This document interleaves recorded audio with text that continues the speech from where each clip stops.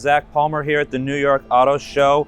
Now right here we have the 2024 Jeep Wrangler that gets a little bit of a refresh. No, the exterior styling is pretty much exactly the same as it always has been because it's a Wrangler and that's what works. But under the skin and inside we have a few really notable changes. This one that we're looking at here is the 4xe model. One thing with that for 24 is they add a new, more affordable Sport S trim, which is really great. And also the 4xe gets a little vehicle to load feature, which allows you to sort of pull like a F-150 power boost type trick and plug in a lot of electronics, say on a campsite, tailgating and whatnot. You can use the high voltage battery and it'll even fire on the engine to recharge the high voltage battery and continue to provide power to a lot of your items. Now, the Rubicon model also gets a floating rear axle, which allows Jeep to raise the towing rating. But I really think the big story here is when we hop inside and look at the new screen and interior. So let's go there.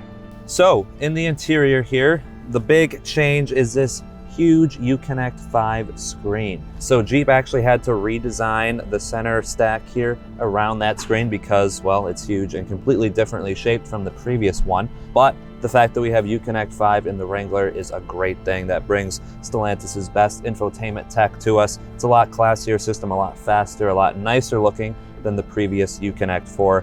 And it also means a slightly different looking center stack here, which, you know, it's still done in very Wrangler-esque fashion, but it is a little bit nicer than before. Another big interior change, we actually added side airbags. Now, that's to keep up with the Bronco, of course. It also offers side airbags.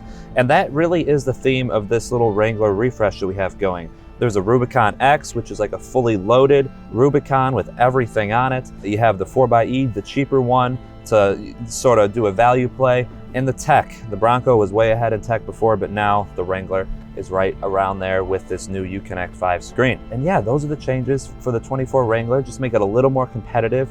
And I really can't wait to get our hands on this and test it out some more and get it off-road versus the Bronco.